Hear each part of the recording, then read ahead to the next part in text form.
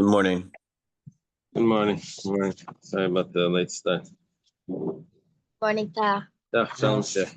Good morning, Shalom. Good morning. Okay, we're going to start today on Daf Vav, and we're holding by Minol Eiler of Papaha. I'll go over what we were talking about.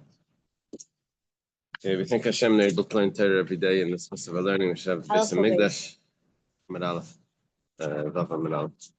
Have the Beis Hamikdash immediately, and also for Shleima, father, and Naftali, and Bela. Okay, the Gemara quoted a big machlekes on who brings the sacrifice.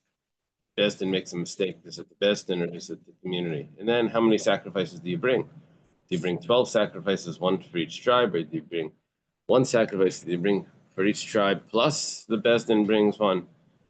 Anyway, Reb Meir's opinion was that you only bring this, only the Besdin brings, not the congregation. So we quoted a brisa. We quoted an event actually that after the Jewish people came back from the exile, it says Ezra brought 12 bulls. Now, 12 bulls. How do we get 12 bulls? If you say that it's the opinion of Rabbi Yehuda, or maybe the opinion of Reb Shimon, we could say that maybe the congregation sinned, and they brought each one of the tribes had to bring. According to Reb Shimon, we would say that 11 of the tribes sinned, and plus the Besdin brought, because the Reb Shimon adds in the Besdin. Weren't the 10 tribes sent to exile before that? Yeah, I don't know the answer to that. Daniel mentioned that. That's a problem. What do you say, Daniel? Did you have an answer to that?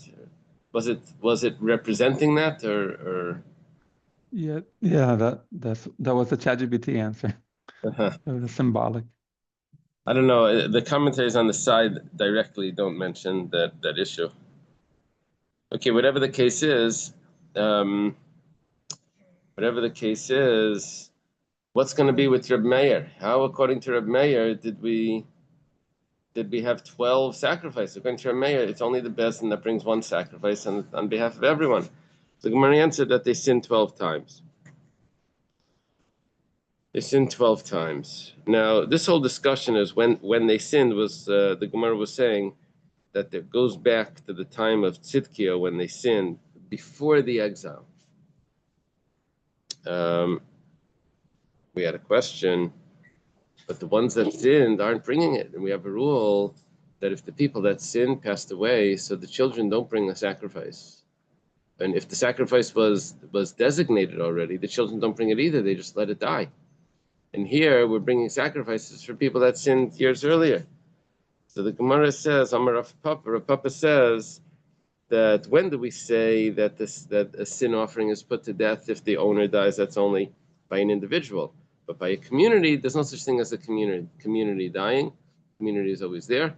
And so therefore, we can bring on behalf of the community even though they're not alive anymore. That's the rule. Ein Tzibur Mesim, the community doesn't die, and the community is still alive. It's a community sacrifice, they're alive. The Gemara now asks, Minol Eiler of Papaha, that's where we're holding. You have a traditional Gemara. It's maybe a little above the middle of the page, and it says on the side, Tehillah Memhei. Your new Gemaras don't have that, I see. My old Gemara has. Okay. Josh, in your Gemara, it says Tehillah Memhei. Rav Papa, how does Rav Papa know this concept that the community doesn't die? So we have a pasuk that says, in place of the fathers will be the sons. Okay, that means the sons take over the father. It says, if that's the case, then why do we say if an individual passes away and the sacrifice wasn't brought, that we let the sacrifice die instead of offering it? 1 second. In place of the fathers will be the sons. The sons should bring the sacrifice. Okay, that's not the pasuk that we wanted. Ella dikud Rav Papa misar Rosh Chodesh. Rav Papa gets it from the sin offering that is brought on Rosh Chodesh. This is an interesting offering. We have a sin offering that's brought from the community, and it's brought from the community funds, from the treasury, from the everyone gives a machzas a shekel. That money goes towards the community sacrifice, and every Rosh Chodesh you bring this goat, which is considered an atonement. Actually, it says it's atonement for Hashem for diminishing the moon. You remember that? That's Rashi. Anyway, this is the sacrifice, community sin offering that's brought on Rosh Chodesh. Torah says, the Eibishter says, you should bring it from the fund that was in the temple. But some of the Jewish people passed away since that fund has been collected. So the ones that are offering it are not all alive. And we see that you're bringing it anyway. Those that are remaining, how are they bringing this offering?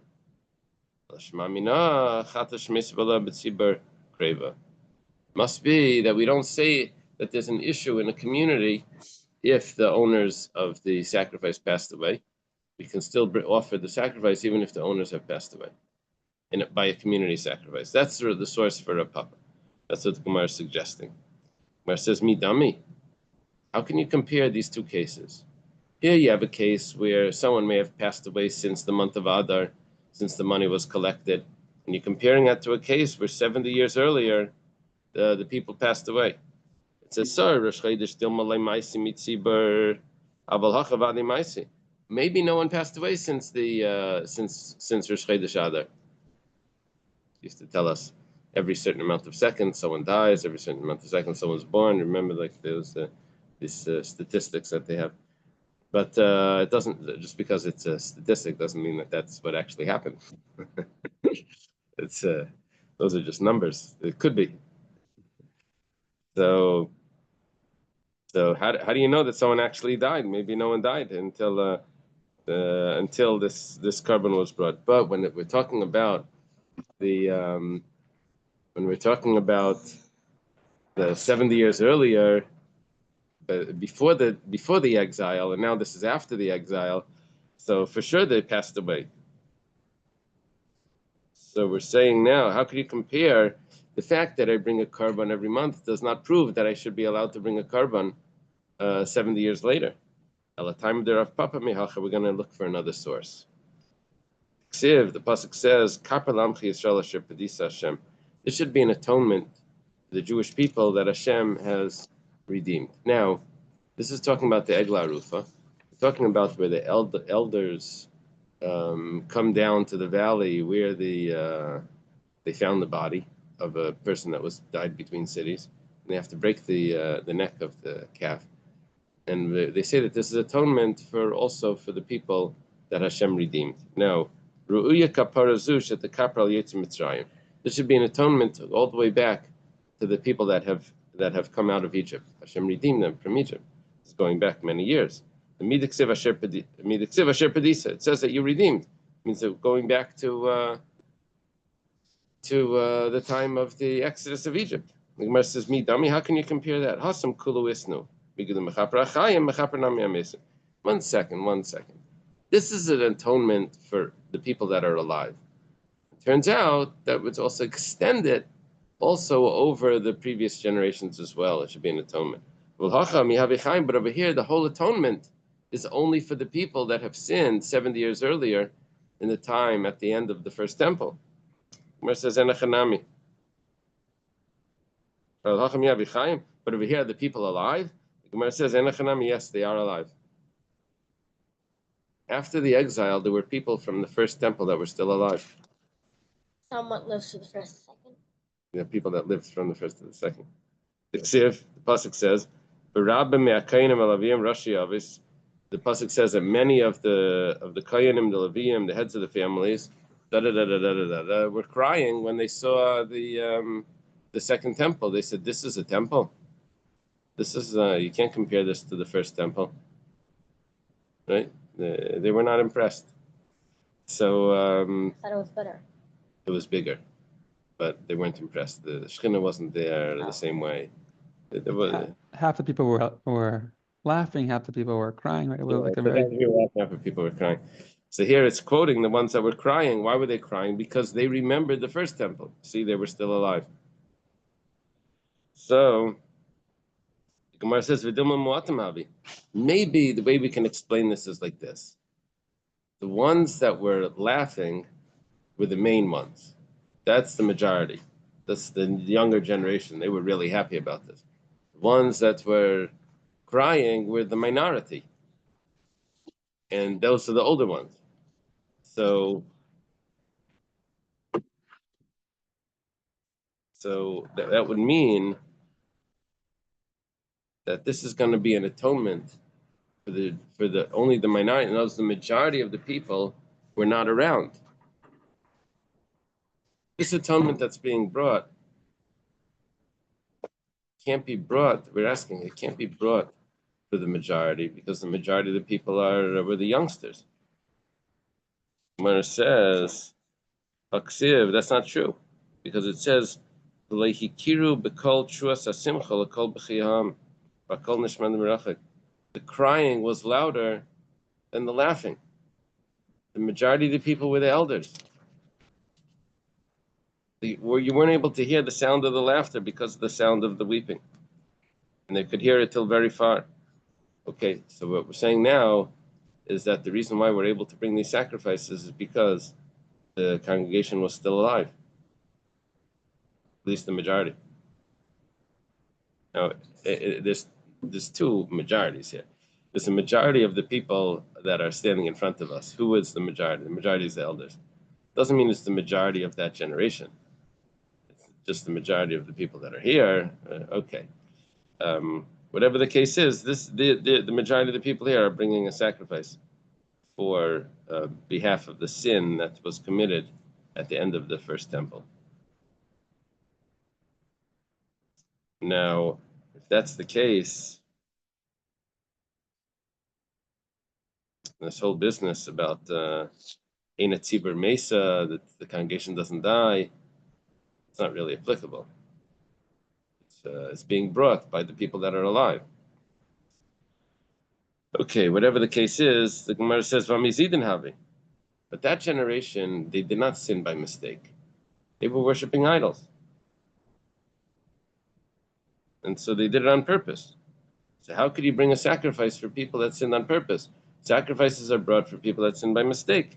The Gemara says, this was a special dispensation for people that sinned on purpose, that they could get an atonement through a sacrifice. It's also logical that we have to say this. If we're not going to say that this was a special case, special dispensation, then Elim Tishim Vishisha Kvasim. Elim Tishim Vishisha Kvasim Shivim Vishiva Keneged me. What were the 96 rams and what were the 77 sheep that were being brought? What did that correspond to? Elahi Rasha, so rather, this was a special law that they were told, instructed, that this is what they should bring. So Achnami Rasha, but this must be a special law. It's not a typical law that they were bringing because of someone that sinned by mistake. This was a special law that they're bringing, even though the sin was on purpose. Okay. We're not finished with the discussion of the Tanoim, of how many sacrifices are being brought and who's bringing it, and that Machlekes Reb Meir, Reb Yehuda, Reb Shimon.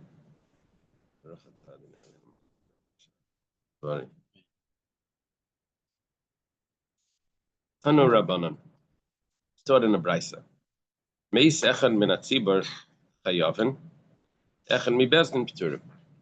Remember we said that this is talking about where the bezdin made a psak, and then the congregation followed the psak and sinned based on the psak of the bezdin, and then the bezdin realized that they had made a mistake. I think we said that if the majority switches from the time of from the sin, do you remember what our conclusion was? It was a majority at the time of the sin, but it wasn't a majority at the time of the bringing of the sacrifice.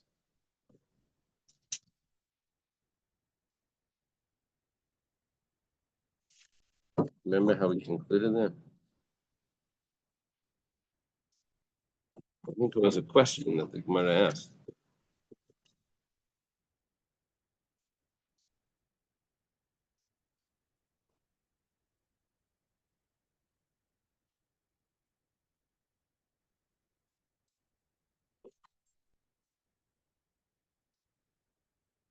Merubin ben Ismayitu. It's a machlekes Reb Shimon and the Rabbanon. Machlekes. Okay. That's the general way of getting a here. Shalom. Do you have a test? And ask you what's the ever say it's machlekes. You're usually right. Okay.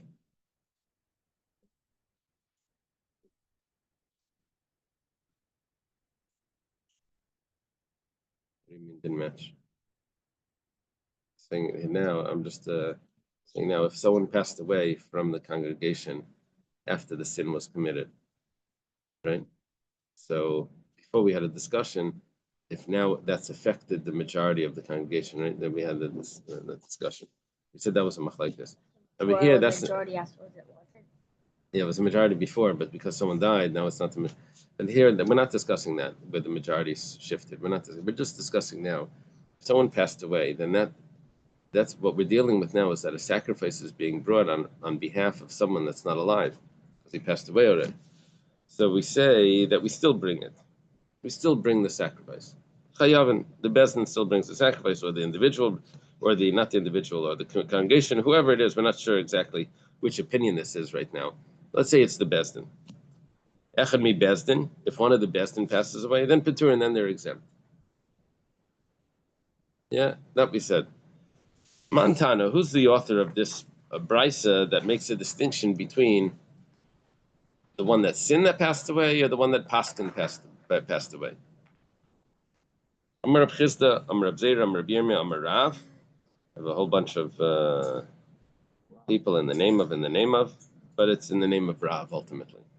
Rav is the one that says that Reb Meir, this is the opinion of Reb Meir. Damar Bezdin Meviam B'lei Tzibur.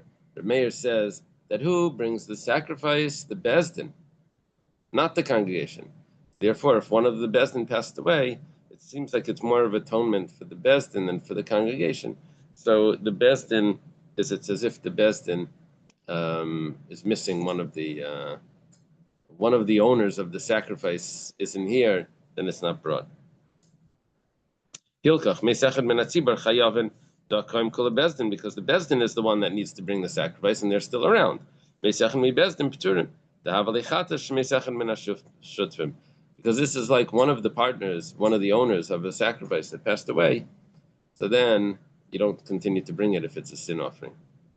No, this is not exactly set up exactly like this, but anyway, that's going to be fine for us. That's why they're going to be exempt, because one of the owners passed away. Maskefla Rabbi Yosef. Rabbi Yosef asked a question too. This must be Rav Chisda that's saying it over. How do you know that it's Reb Meir? Reb Shimon. Maybe it's really Reb Shimon. If you remember, Reb Shimon says that the congregation brings, and the Bezdin has to bring. The Bezdin has to bring another bull. When it says Reb Shimon, it's Reb Shimon. Yeah. Damar Bezdin imatzibur.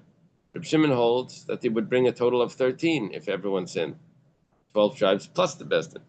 Meisechin menatzibur. If one of the congregation dies, Chayavin, why do they still have to bring? 1 second. One of the owners of the sacrifice passed away. It says, well, that's not a problem. They didn't see Mesim, because the congregation doesn't die. And it's spread on behalf of the congregation, not on behalf of individuals. The congregation's still there. So according to Reb Shimon, he would still bring even if a member of the congregation passed away. Meisachin mi Bezdin, and it's Beturim, because that's not a tzibur. Those are individuals, the Bezdin. Because you said that that's a sin offering of partners, and if one of the partners pass away, then you don't have to bring it. So, according to Rabbi Yosef's question, is how do you know that that's the opinion of Reb Meir? It would also fit with Reb Shimon. Amalei Abaya. So Abaya wants to answer his teacher Rabbi Yosef's question, and he answers the following way. Shabinu Leila Reb Shimon. It's going to take us a page to discuss this though. It says that we have heard the Reb Shimon's opinion. The merchata shutfim eina mesa. Shimon holds that partners, the sin offering of partners, does not get put to death. Which means that even if one of the members of the Bezdin would pass away, Reb Shimon would say that they still bring the sacrifice. So the brisa can't be Reb Shimon.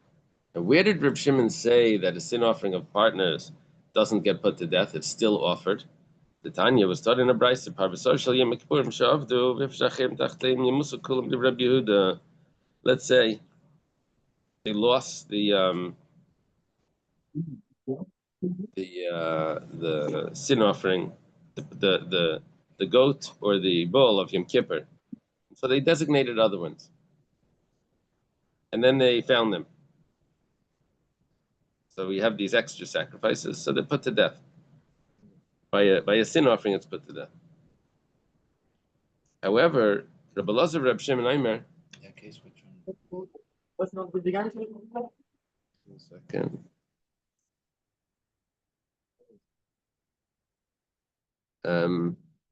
Which one do they keep? I don't remember which one they bring. Let's say they brought the ones that the new ones, and then they found the old ones. Let's say they brought it already, so we avoid the question when they have both in front of them. But there is a discussion about that. I remember that in the Rambam there was it's a Gemara, of course. So Rabbi Elazar, Reb Shimon, Rabbi Elazar, and Reb Shimon say, Yiru, that you don't put them to death. These extra sacrifices that you have because you lost, now you have extra ones. Shein chasdas tzibur mesa, because the community sacrifice isn't put to death. Now, what are we getting over here? That Reb Shimon holds that community sacrifice isn't put to death. That would mean that the Bezdin sacrifice is still eligible.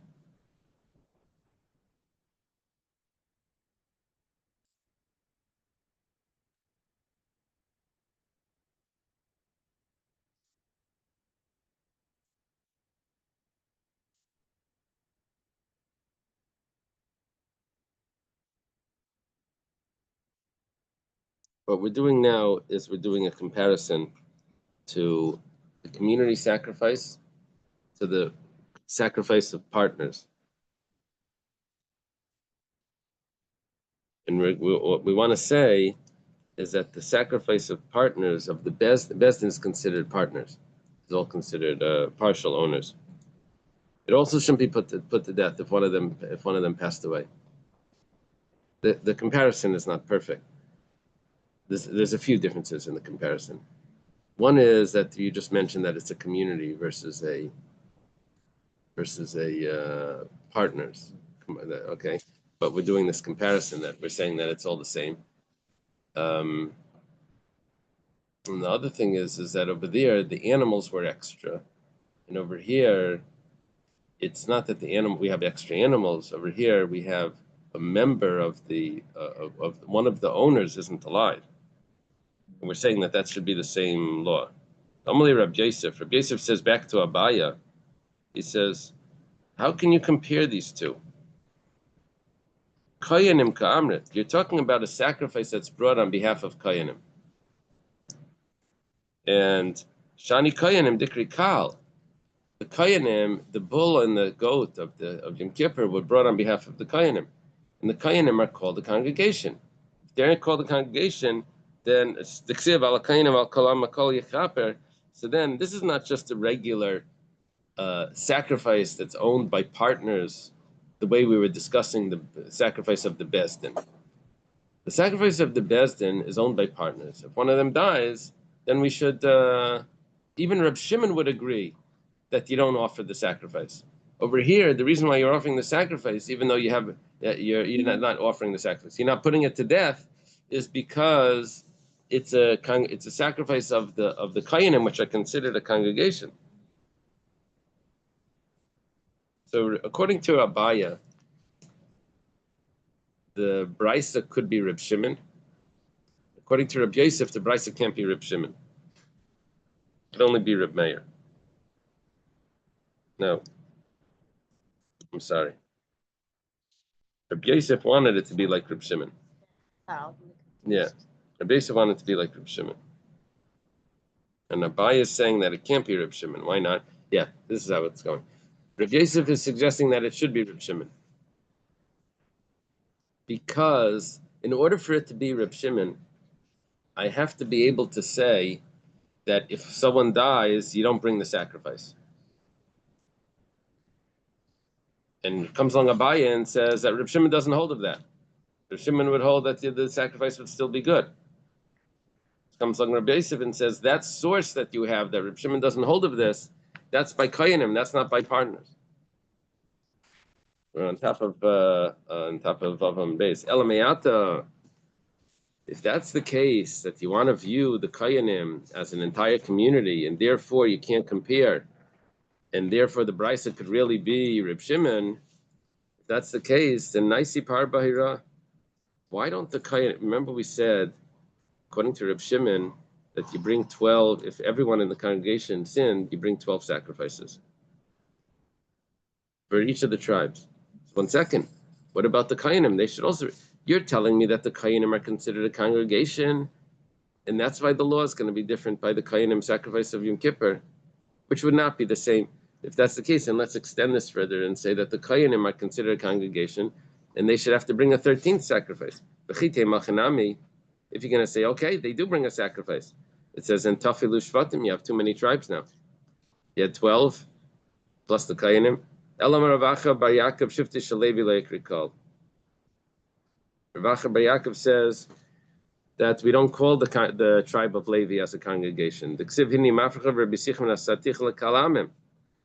Of that pasuk it says, when we're talking about the tribe of Binyamin, that every tribe is going to be considered a congregation. You see that one tribe is considered a congregation because before Binyamin was born, after the 11 tribes were born, but the last 12th tribe wasn't born, Hashem tells Yaakov that, behold, I'm going to make you into a big congregation, which means I'm going to give you another tribe, and which means that one more tribe is called a congregation, which we said meant that each of the 12 tribes is called a congregation or an assembly, kal, assembly. I don't know how it's translated in your English.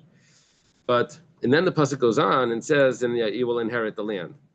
So what we do now is we say, kol sheyesh le'achuz zikri kal. The only ones that are called an assembly or congregation are those that are inheriting the land. Okay, so that means that Shevet Levi is not considered a kal. Shevet Levi is not considered a kal, then we don't have the question of why we don't bring an extra sacrifice for them. It says Imkein chaser liyud beishvatim. But one second, you only have 12 tribes, and one of them was Levi. So now you're down to 11. Very good. Shalom and Abaya have the same answer. Amar Abaya says, Ephraim and Menashe Kruv and Shimali, it's Menashe and Ephraim that make the 12.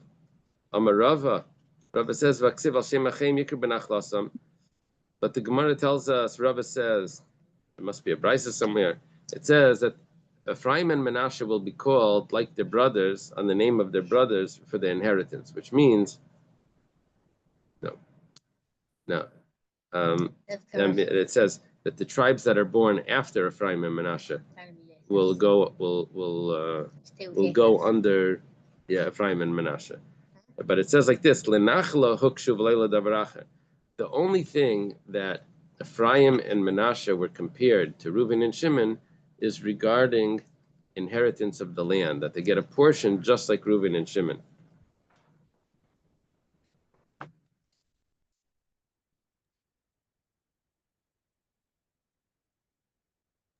Leila dvaramachim, leila davarachim, but not for other things.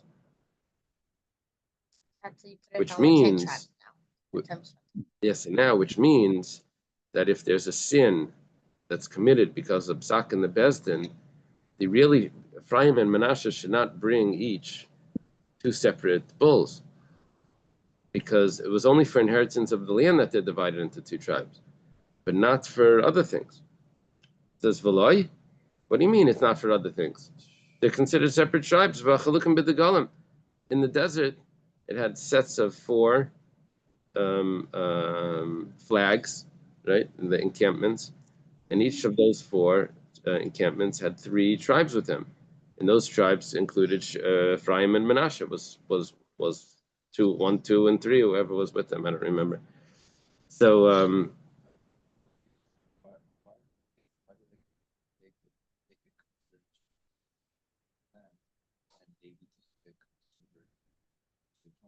Right. Right. The tribe of Yosef was divided into two, Ephraim and Manasseh, and we're saying that they were compared to just like Reuven and Shimon, even though they're a grandson of Yaakov, they're not a son of Yaakov, they're a grandson, but they're considered each a tribe. So we're saying, yeah, but they're only considered a tribe for the inheritance of the land, not for other things, and so therefore we shouldn't have 12 offerings here when the entire Israel sins, because you're missing Levi and you're missing and Ephraim and Manasseh is only one. So he said, no, 1 second. But what about for the flags? We see that they're considered two by the flags. It says, "Kenachlasem kachaniyasem." The way they inherited, that's the way they encamped also. So this is considered part of the inheritance, like that. So today lachalik covered the golem. They wanted to give respect to the flags, so that's the way they encamped. Rashi says, find in the Medrash that that the way they carried his bed from Egypt, the way they carried Yaakov, that's the way they camped as well, right? That's a Medrash, quotes a Medrash Tanchuma. Yosef. No. Yaakov, Yosef took Yaakov back to Eretz Yisrael, right? Oh, they had. But it was carried by Yaakov was carried by the brothers. The big funeral that they had, and the way they carried him was the way they camped. So there was something special about this in camp. The way they it wasn't simple. There was 3 on each side. But Chalukim ben Nesiyim, 1 second. But when it came to in Rosh Chodesh Nisan, when they each they have the carbon of the Nasi, so Ephraim and Manasseh is divided into 2. It's not all on one day. That's just to give honor to the Nesiim. The Tanya was taught in a brisa. Shloima asa zayin yimei Chanukah. When I was first reading this Gemara, I was surprised. Shloima makes Chanukah. How does Shloima make Chanukah? But then you realize very quickly it's not talking about Chanukah. It's talking about the inauguration of the temple. So he did an inauguration for 7 days. Mara Moshe lasish shnei masa yimei Chanukah. Why did Moshe make 12 days of Chanukah? 12 days of Chanukah means that the Nesiim brought from Rosh Chodesh Nisan up until the 12th day of Nisan, right? Remember, we say the Nasi every day. Don't forget the Nasi, right? So why did Moshe do 12? To give respect to the Nesiim, he wanted to divide them up. Okay. So don't worry about it, the fact that it's being divided.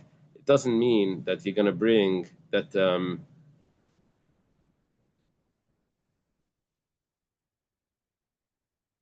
what does that mean?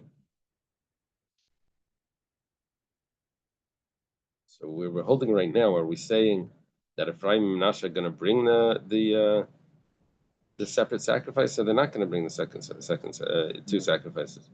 We're saying that they're going to will not bring? So who's going to bring the 12? The Kayanim?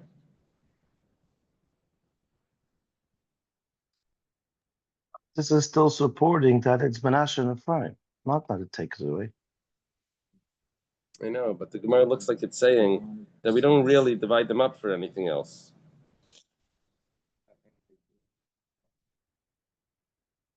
I know that's what I was thinking, but from this Gemara right here, looks like over here that they aren't dividing.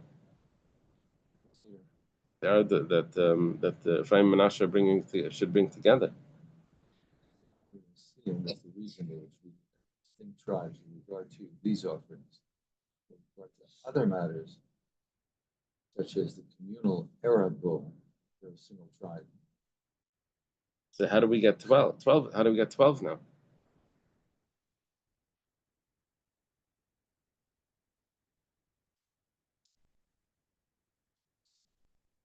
It must be that the tribe of Levi is the 12th. If the tribe of Levi is the 12th, then where does this leave us? Then the Kohen has to bring a carbon. The Kohanim. Then the fact that the Kohanim, their sacrifice on Yom Kippur is not put to death, That's because the Koyanim have a unique status of being a congregation. But that would not tell me that the Bezdin sacrifice should be brought, which would mean that the Brisa could really be Reb Shimon. No, the opposite.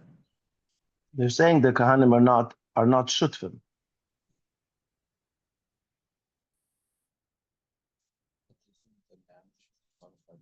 Oh, okay. Oh, 1 second. Okay, I got it. There's one distinction here. We skipped something.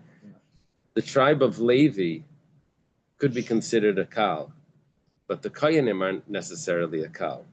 And the sacrifice was brought for the Koyanim, not for the Leviim.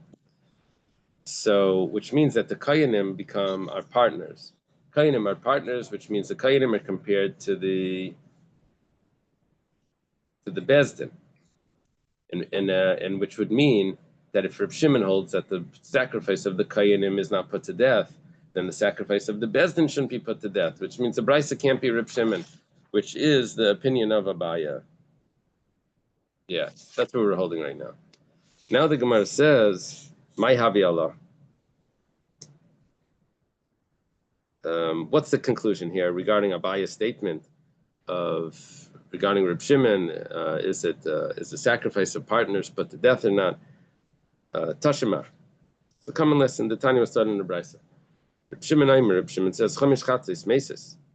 This is a famous discussion when it comes to korban chatas. There's 5 times where a korban chatas, there's nothing we can do with it. We just have to put it to death or leave it to die. You leave it to die.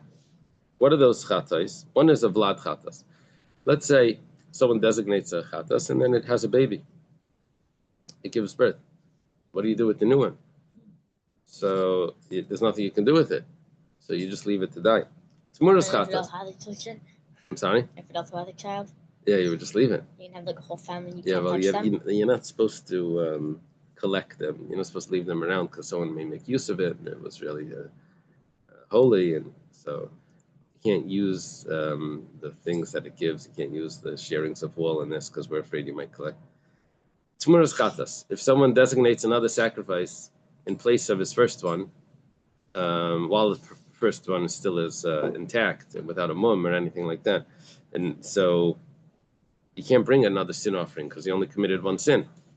So that you don't bring it, you don't offer it, Another. right? But you don't bring a chatas, but making tumura. You get malchus, I think, right? Chatas shemesa balel. Let's say the owners died of the sin offering, so that sin offering is put to death. The children don't bring it. Chatas sheneskaper balel. Let's say they already brought an atonement, but the difference chata. So you don't bring this sin offering. Chatas shaver shenasa, or if it got too old, it's supposed to be a kispa or seira, which is a lamb or a goat, a young lamb or a young goat. If it's over its age, there's nothing you can do with it. Now it says like this. Raisa says that it's impossible to have a community case where there's an offspring to the sin offering. Why? Because the community doesn't bring a female animal. The community only brings a bull, which is a male. The individual brings a female. This I told you this, Shalom, when I was in like 4th grade or something, or 5th grade. The teacher says, what happens if you have a korban Pesach and before you bring it, it gives birth to another korban, to another animal. What do you do with that extra animal? And we were all thinking, and then finally he told us, korban Pesach is a male animal. Okay, so the korban tzibur is a male animal, it doesn't have an os. You also can't have a tmuras chatas, an exchange of one, because shein tmura b'tzibur. The rules of tmura only apply to an individual. You also can't have a chatas that the owners died, because shein tzibur mason, because the community doesn't die, like we said before. What's going to be for a community sacrifice if one was already brought, or if it got too old? We don't know. Yachol yamusum, maybe you put it to death just like it would be a private animal. Amrit, so the Brisa says, Yomad sasim and amafurish. we're going to learn what we know about from what we don't know about from something that we know about.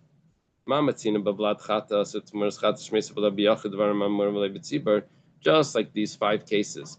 3 of them were only applicable to an individual, not to the community. So let's say further,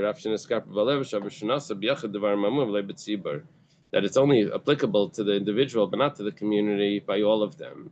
It says, 1 second. Those were only applicable because it was only possible. That doesn't mean that the law doesn't apply. It just was an impossibility. It says, Reb Shimon b'chad makam gomer. Reb Shimon learns it all together. So now, pass me your, the Gemara. I want to see the commentary here. So it says is the oral law that Reb Shimon received concerning the 5 chatos, specified 5 offerings in one common set of circumstances. So the law applies where all 5 cases are feasible, specifically in the case of a personal chatas. Reb Shimon was not actually deriving the possible from the impossible. He was simply expressing the parameters of the oral law as transmitted by his teacher, which means it's one halacha where they're all and they all go together. Okay, now the Gemara now says that it's only applicable to a personal chatas. What about chatas of shutrim?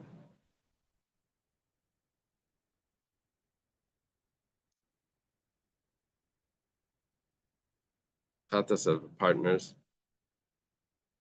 So over there, you can't have a tamura, and you can't have. What about the offspring? We have an offspring.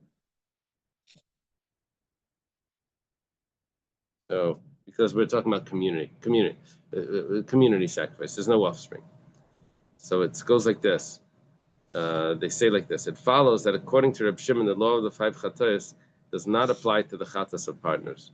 Accordingly, if one of the partners should die before the chatas is offered, the chatas is not left to die. Which now tells us that this supports the view of Abaye, who states that according to Reb Shimon, a chatas of partners is not left to die, which means the brisa can only be Reb Meir. It can't be Reb Shimon. Because according to Reb Shimon, if someone of the Bezdin would die, you would still bring the sacrifice. That's how the Hadran Lachir Bezdin. That's how the Gemara concludes it. But the support to the statement of Rav and the way Abaya protects it from Rabbi Yosef's question. Okay, let's leave it over here.